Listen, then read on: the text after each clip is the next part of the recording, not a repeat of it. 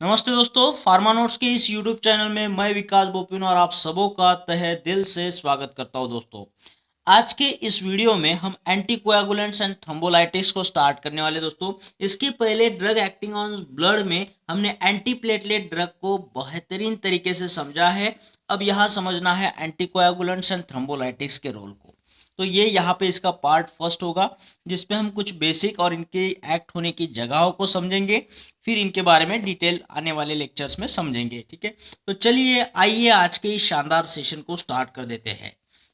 देखिएगा, सबसे पहले तो हम समझेंगे कि कोएगुलेशन क्या होता है। ठीक है, ब्लड की नॉट्स कैसे बनती है, ब्लड इकट्ठा आके कुछ नॉट के जैसा, क्लॉट के जैसा कैसे बनता है, तो वो समझेंगे कोएगुलेशन।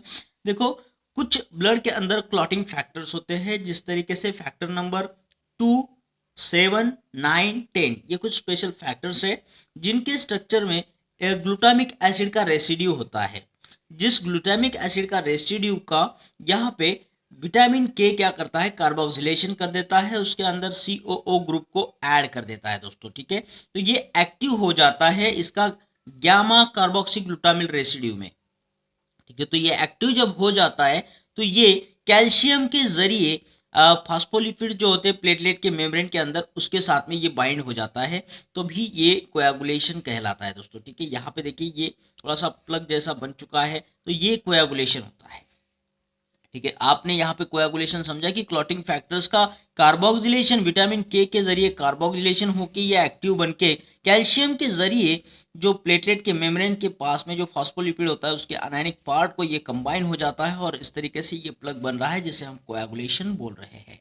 ठीक है, अब जब सैंपल लिया जाता है लेबोरेटरी में टेस्टिंग के लिए किसी पेशेंट का, तो वो जो ब्लड का सैंपल होता है वो ईडीटीए या सिट्रेट ट्यूब के अंदर डाला जाता है। अब ये ईडीटीए एंड सिट्रेट ट्यूब, ये जो है ईडीटीए एंड सिट्रेट, ये चिलेटिंग एजेंट्स होते हैं। दोस्तों, ये चिलेशन फॉर्म कर देते हैं कैल्शियम के साथ में, यानी कि उस ब्लड के अंदर जो कैल्शियम है उसे वहां से हटाने का काम हो जाता है। तो इसीलिए ईडीटीए ट्यूब में या फिर सिट्रेट ट्यूब में हमारा जो ब्लड सैंपल रखा हुआ होता है वो कोएगुलेट नहीं हो पाता, क्योंकि वहां कोएगुलेशन के लिए कैल्शियम जरूरी होता है।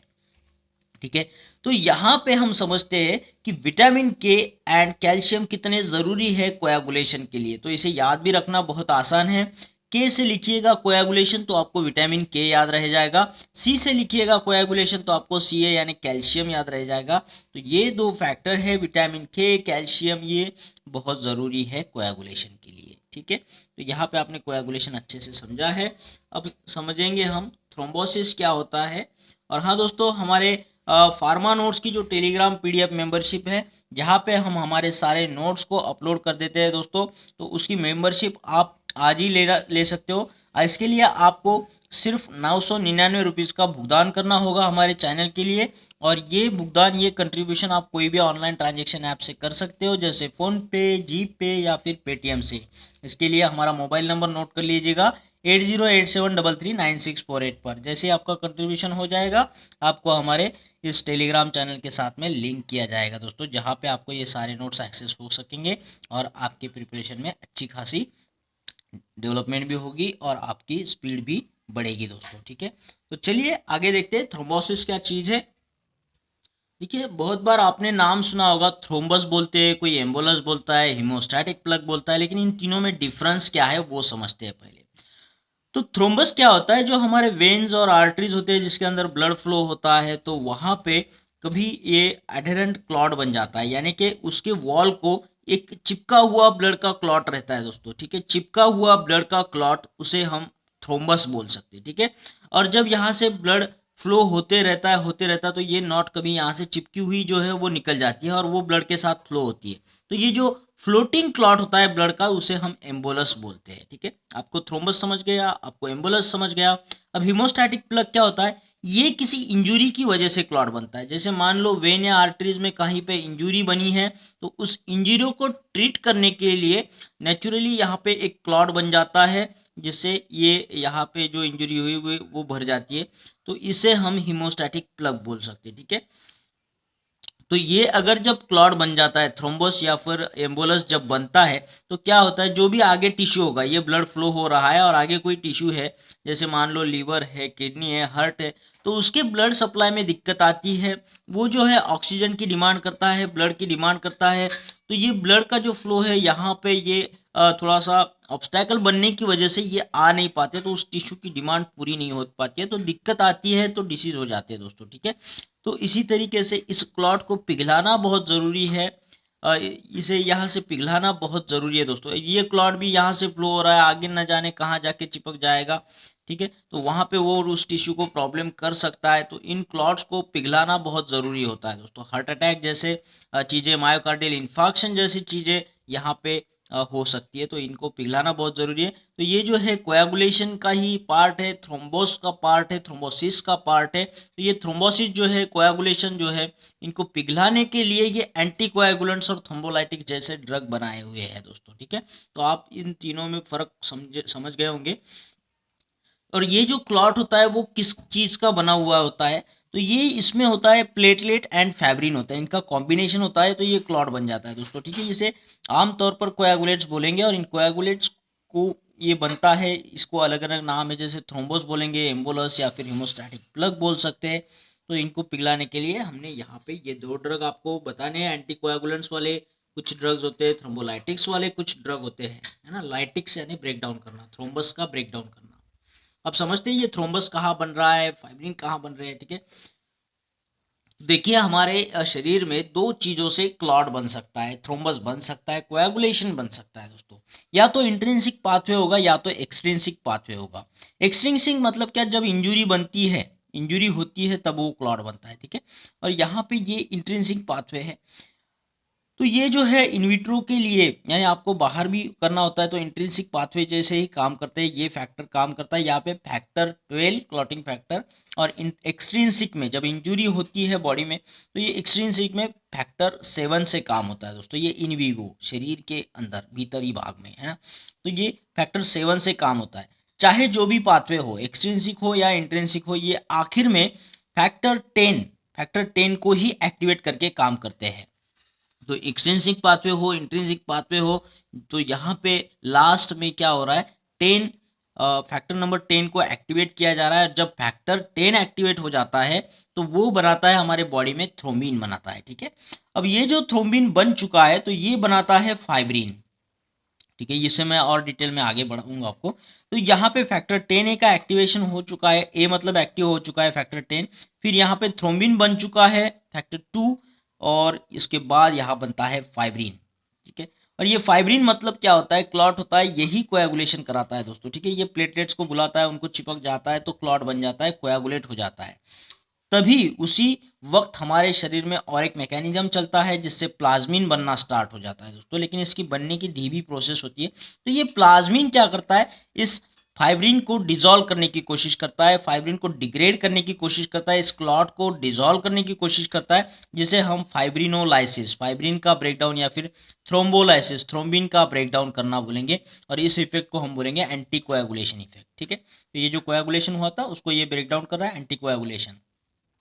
तो ये सारे मैकेनिज्म, और इसके साथ में हमारे जो एंटीकोएगुलेंट्स ड्रग है, थ्रोम्बोलाइटिक्स ड्रग है, वो कैसे एक्ट करते हैं इस साइकिल में, उसे समझते हैं, ताकि आपको ये कंसेप्ट थोड़ा सा क्लियर हो जाए। तो पहले पाथवे को और डिटेल में समझते हैं, उसके बाद में हमारे ड्रग्स कैसे कहाँ पे एक्ट होते हैं उनको समझते हैं। तो हमने बोला कोएगुलेशन पाथवे के दो पाथवे हमने देखे थे, एक तो इंट्रिंसिक था, एक तो एक्सट्रिंसिक था, ये इंजुरी की वजह से, और ये इनविवो, ये इनविट्रो होता है। तो ये जो स्टार्ट होता है इंट्रिंसिक पाथवे, वो फैक्टर 10 ए के 12 ए के एक्टिवेशन, ए यानी एक्टिवेशन 12 से स्टार्ट होता है दोस्तों।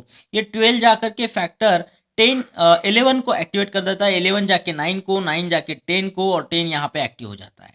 बात करेंगे एक्सट्रिंसिक पाथवे की, तो ये 7 से स्टार्ट होता है, फैक्टर 10 जो है यहाँ पे एक्टिव होता है माध्यम से फैक्टर 7 के, फैक्टर 7 जो है वो 10 को एक्टिवेट कराता है दोस्तों। ठीक है, अब जब यहाँ पे फैक्टर 10 चाहे इंट्रिंसिक हो एक्सट्रिंसिक हो पाथवे के जरिए एक्टिव हो जाता है, तो इसका काम क्या है, ये प्रोथ्रोम्बिन यानी फैक्टर 2 को एक्टिव कर देता है थ्रोम्बिन में। Prothrombin is converted into thrombin.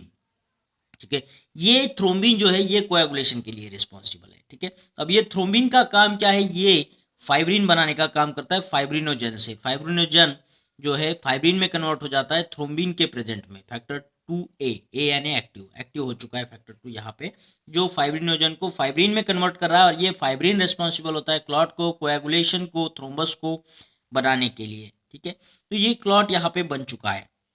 अब उसी वक्त हमारे शरीर में नेचुरली एक प्रोसेस चलता है जो मैंने आपको बोला है, प्लास्मिनोजन इज कन्वर्टेड इनटू प्लास्मिन, और ये प्लास्मिन इस फाइब्रिन को ब्रेक डाउन करने का काम करता है। फाइब्रिन ये पूरा टूट जाता है ना, इसके लिए इसको ऐसे लिखा है, समझ में आया इसलिए। तो ये डिग्रेडेशन हो गया, इसका क्या होगा, डिग्रेडेशन होगा, ये पतला हो जाएगा यहाँ पे जो क्लॉट हुआ, और कोई मायोकार्डियल इन्फेक्शन, थ्रोम्बोसिस, एम्बोलिज्म जैसा कोई फेनोमेनन हमारे बॉडी में ना रहे, पेशेंट के बॉडी में ना रहे, तो इसके लिए ये प्रोसेस नेचुरली चलता है।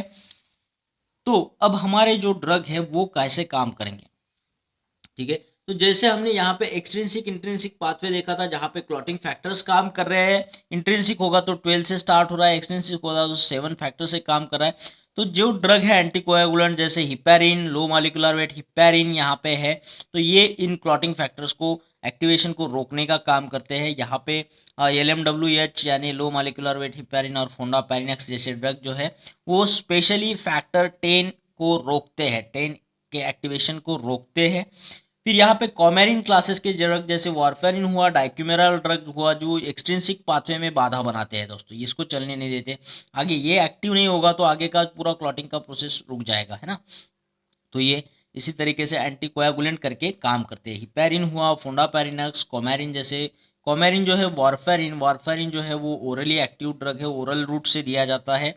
और हिपैरिन जो है वो पैरेंटरली दिया जाता है ना, इसमें पार है तो पैरेंटरली दिया जाता है। वारफेरिन में ओरल है तो ओरल से दिया जाता है, वार और, है ना। तो ये भी चीज़ें पूछते हैं एग्जाम में।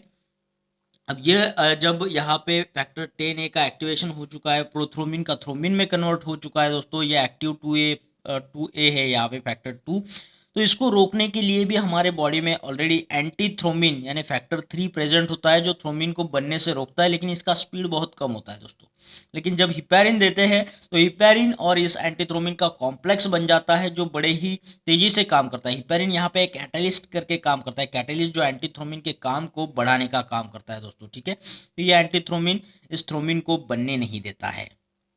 तो यहाँ पे आप समझ सकते हो ये फैक्टर 2A को भी रोकता है और 10A को भी रोकता है हिपैरिन, ठीक है। हालांकि फोंडापैरिनेक्स, LMWH सिर्फ 10A को रोकने का काम करते हैं जरिए एंटी थ्रोम्बिन के, ठीक है। अब मान लीजिए ये थ्रोम्बिन आगे क्या करेगा, फाइब्रिनोजन का फाइब्रिन कर रहा है, क्लॉटिंग करने में हेल्प कर रहा है थ्रोम्बिन। तो यहाँ पे थ्रोम्बिन के जो ड्रग है डायरेक्टली इनिबिटर जैसे हिपैरिन हुआ, है ना, तो LMWH, तो यहीं पे ये साइकिल रोक दी जाती है, आगे फाइब्रिन नहीं बनता है। लेकिन मान लीजिए थ्रोम्बिन बन चुका है तो फाइब्रिनोजन का फाइब्रिन बनेगा, क्लॉट बनेगा दोस्तों। अब इस क्लॉट को ब्रेक डाउन करने के लिए हमारे पास प्लाज्मिन का एक रास्ता है, जो प्लाज्मिनोजन से प्लाज्मिन बनेगा तो ये फाइब्रिन जो क्लॉट बना है वो टूट जाएगा, डिग्रेड हो जाएगा, डिजॉल्व हो जाएगा। अब ये प्लाज्मिन बनने का जो स्टेप है, प्लाज्मिनोजन टू प्लाज्मिन, यहाँ पे हम प्लाज्मिनोजन के एक्टिवेटर अगर देंगे तो ज़्यादा से ज़्यादा प्लाज्मिन बनेगा, तो ये क्लॉट यहाँ पे ब्रेक हो सकता है। जो थ्रोम्बस को लाइसिस करे, फाइब्रिन को लाइसिस करे, उनका ब्रेकडाउन करे, तो यहाँ पे जो ड्रग इस्तेमाल करते हैं फाइब्रिनोलाइटिक्स और थ्रोम्बोलाइटिक्स ड्रग। जो प्लाज्मिन यानी फाइब्रिन को तोड़ने वाले, थ्रोम्बिन को तोड़ने वाले जो प्लाज्मिन है यहाँ पे हमारा एक रास्ता इसको खोलते हैं दोस्तों, इसका स्पीड बढ़ाते हैं। तो यहाँ पे ये थ्रोम्बोलाइटिक्स, फाइब्रिनोलाइटिक्स के अंदर कौन से ड्रग आएंगे, तो स्ट्रेप्टोकाइनेज, अल्टीप्लेज जैसे, रेटिप्लेज जैसे ड्रग यहाँ पे आते हैं जो प्लाज्मिनोजन से प्लाज्मिन को बनाने की स्पीड को बढ़ाते हैं। और ये प्लाज्मिन जो है आगे इस क्लॉट को डिसॉल्व करने का काम करता है, फाइब्रिन को, थ्रोम्बिन को तोड़ने का काम करता है, इसलिए इनको fibrin lytic, thrombin lytic drug बोला गया है, ठीक है। तो आप यहाँ पे बेसिकली एक आइडिया आपके दिमाग में आ चुका होगा कि कोएगुलेशन क्या होता है, थ्रोम्बोसिस क्या होता है, उसके प्रॉब्लम्स क्या जनरेट होते हैं और उसे क्यों डिसॉल्व करना जरूरी होता है, और कौन से ड्रग्स इसे इस्तेमाल होते हैं इनको डिसॉल्व करने के लिए, हमारे क्लॉटिंग के प्रॉब्लम को सॉल्व करने के लिए, जैसे एंटीकोएगुलेंट, थ्रोम्बोलाइटिक्स।